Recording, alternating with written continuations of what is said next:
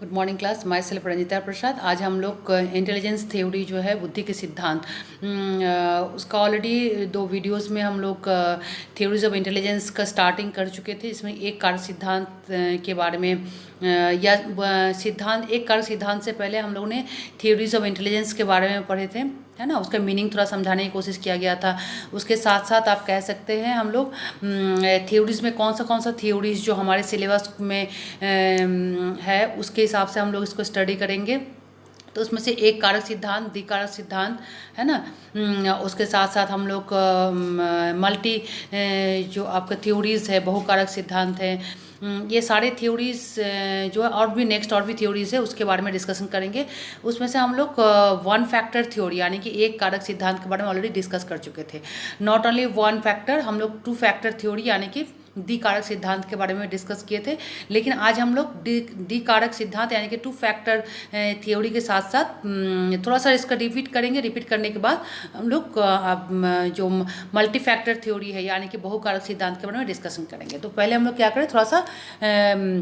द्विकारक सिद्धांत के बारे में डिस्कशन कर ले। तो ऑलरेडी आपके स्क्रीन पर शो करा द्विकारक सिद्धांत यानी कि 2 फैक्टर थ्योरी। तो पहले हम आपसे थोड़ा सा और रिपीट कर ले पिछला जो वीडियोस था, जिसमें एक कारक सिद्धांत में क्या कहा गया था, जो किसी भी इंसान के, किसी भी पर्सन के अंदर जो लिविंग थिंग होते हैं, उसमें ह्यूमन बींग को सबसे श्रेष्ठ माना गया है, यानी कि एक्सेलेंट माना गया है बिहेवियर को प्रेजेंट करने के लिए, थिंकिंग एबिलिटी के लिए, रिप्रेजेंटेटिव के लिए, ये सारी चीज़ों के लिए जो ह्यूमन बींग को सबसे एक्सेलेंट माना गया है। तो उसमें उसकी जो क्वालिटीज़ होती है, जो एबिलिटीज़ होती है, उसके बारे में हम लोग डिस्कशन करें थ्योरीज़ के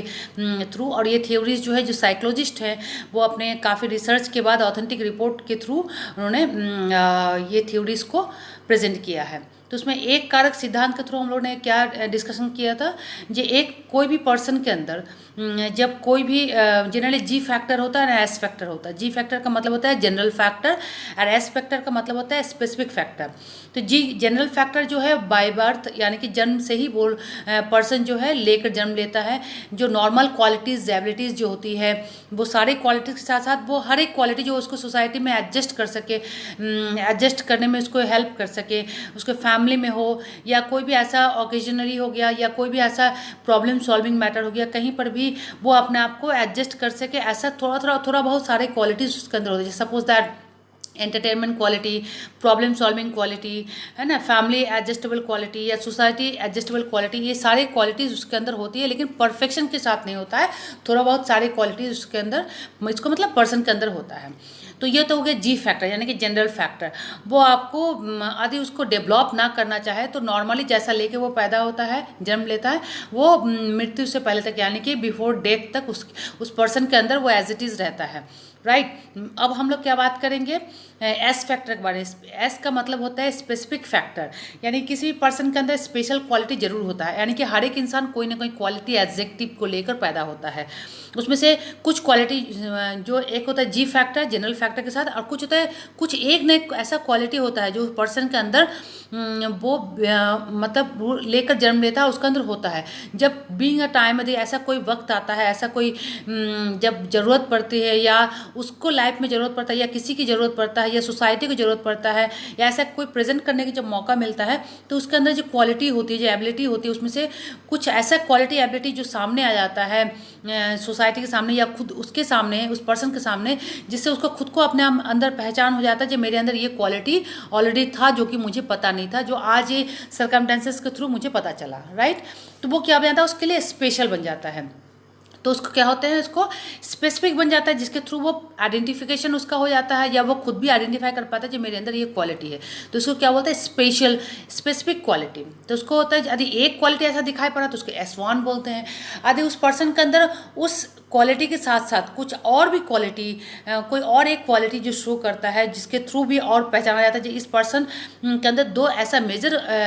क्वालिटी है जो कि बहुत ही बेहतर है, या वो पॉजिटिव भी हो सकता है, वो नेगेटिव भी हो सकता है, जरूरी है जो पॉजिटिव भी हो। तो 2 क्वालिटी ऐसा जो स्पेसिफिक उसको उसका आइडेंटिफिकेशन को शो करता हो तो उसको S2 बोलते हैं। इसी तरह यदि 3 क्वालिटी है, 2 से ज़्यादा है तो तीसरा यदि कोई क्वालिटी शो कर रहा है जिसकी वजह से आइडेंटिफिकेशन हो पा रहा है तो उसको S3 बोलते हैं, यानी स्पेसिफिक 1, स्पेसिफिक 2 एंड स्पेसिफिक 3, यानी कि स्पेशल क्वालिटी जो है ये 3 क्वालिटी की वजह से वो पर्सन जाना जाता है। लेकिन ऐसा कोई वक्त या ऐसा कोई सर्कमस्टेंसेस, ऐसा कोई डेवलपमेंट उसके अंदर क्वालिटी के अंदर आ गया, आईक्यू लेवल से लेकर उसके प्रेजेंटेशन से लेकर उसके बिहेवियर एडजस्टेबल क्वालिटी से लेकर, तो उससे क्या होता है जब उससे 3 से अधिक उसके अंदर 3 से अधिक उसके अंदर क्वालिटी शो करने लगते हैं तो क्या होता है वो मल्टी क्वालिटी वाले पर्सन के रूप में वो जाना जाता है। यानी कि उसके अंदर मल्टी डायमेंशन है ना, आयाम है, जो उस वो पर्सन मैंने ऐसे ऐसे सारे वर्क वो कर पाता है जो हर पर्सन के अंदर नहीं देखने को मिलता है। ठीक है,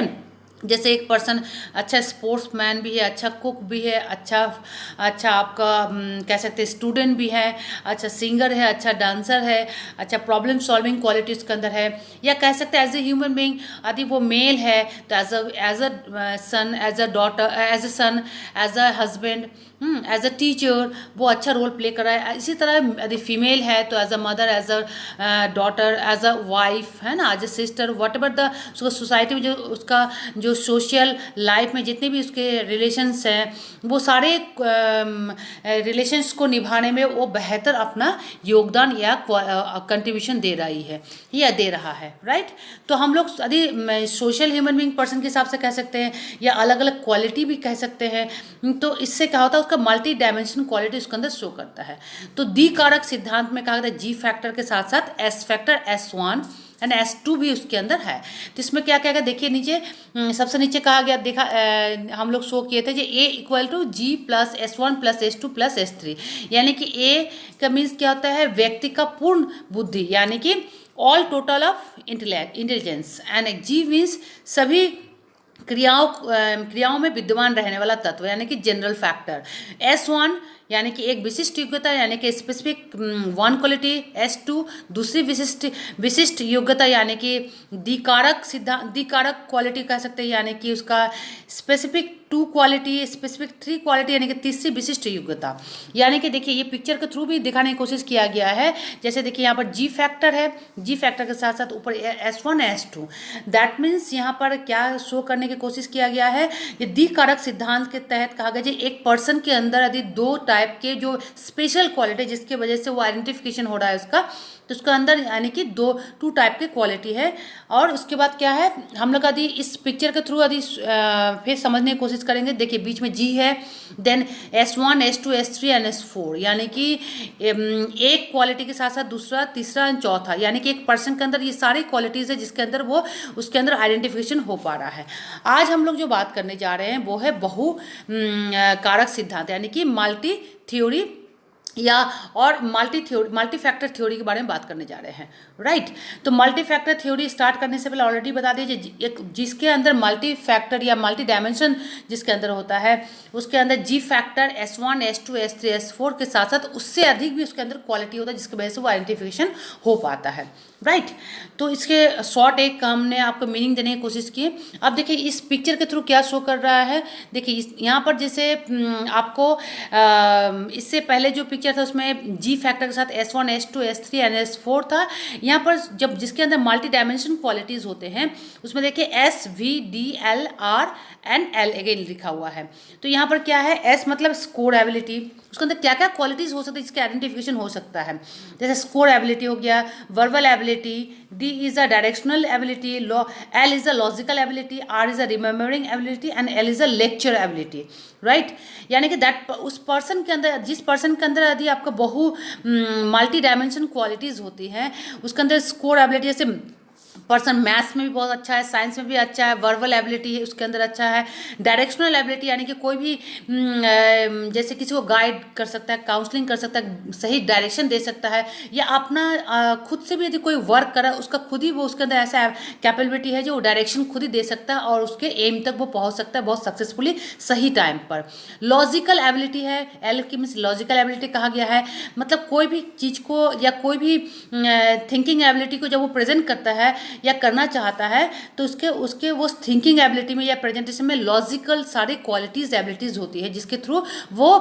सही प्रमाण होता है, यानी कि ऑथेंटिक उसका डाटा आता है। रिमेंबरिंग को एबिलिटी यानी कि जो भी कुछ वो ऑब्जर्वेशन करता है पर्सन, होल्डिंग करता है, उसके बाद उसको रिकॉल करने की जब कोशिश करता है तो रिकॉल भी हो जाता है, रिकॉग्नाइज भी होता है और सही प्रेजेंटेशन भी हो पाता है, यानी कि रिमेंबरिंग क्वालिटी उसके अंदर बहुत ही होलसुल पावर उसके अंदर है, उस पर्सन के अंदर। एंड लेक्चर एबिलिटी, यदि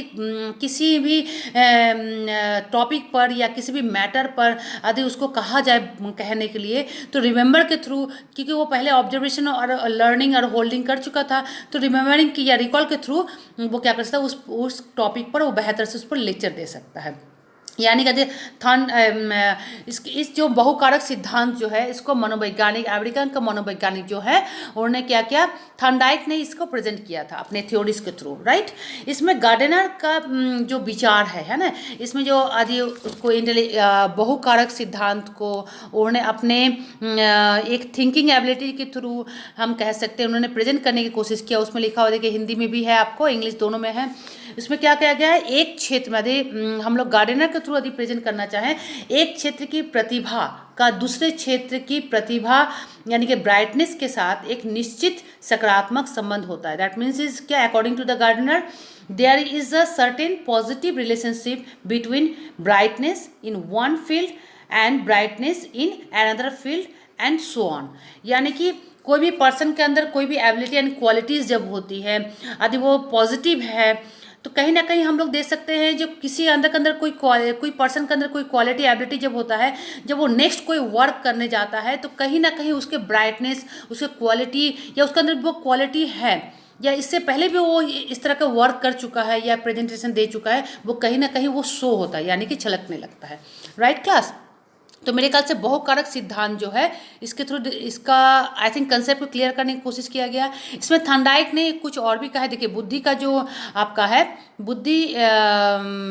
कि उन्होंने प्रकार यानी कि टाइप ऑफ इंटेलिजेंस जो है उनको उन्होंने शो करने की कोशिश किया है एक पिक्चर के थ्रू। यानी कि देखिए, इसमें ड्रॉ किया गया है, इन्होंने 3 टाइप का शो किया है। क्या, फर्स्ट वन इज सामाजिक बुद्धि यानी कि social intelligence, the second one is अमूर्त बुद्धि यानी कि abstract intelligence, and the third one is मूर्त बुद्धि यानी कि कॉन्क्रीट इंटेलिजेंस यानी कि सामाजिक बुद्धि। देखिए, कोई भी पर्सन के अंदर यदि वो S1 S2 S3 S4 उसके साथ साथ उसका मल्टी डायमेंशन यदि क्वालिटीज़ है तो वो पर्सन कहीं ना कहीं सोसाइटी में एडजस्टेबल क्वालिटी उसके अंदर है, यानी कि एडजस्ट कर सकता है अपने आप को, वो कहीं ना कहीं प्रेजेंट कर सकता है और उसके प्रेजेंटेशन या एडजस्टेबल क्वालिटी की वजह से किसी के लिए भी कहीं भी कोई भी नुकसान नहीं होता है। दैट मीन्स यदि कोई भी ऑकेजन होता है, कोई भी रिलीजन या कास्ट से वो बिलोंग करता हो, तो कोई भी ऑकेजन होता है, चाहे उसके वो किसी के पास जाता है अपना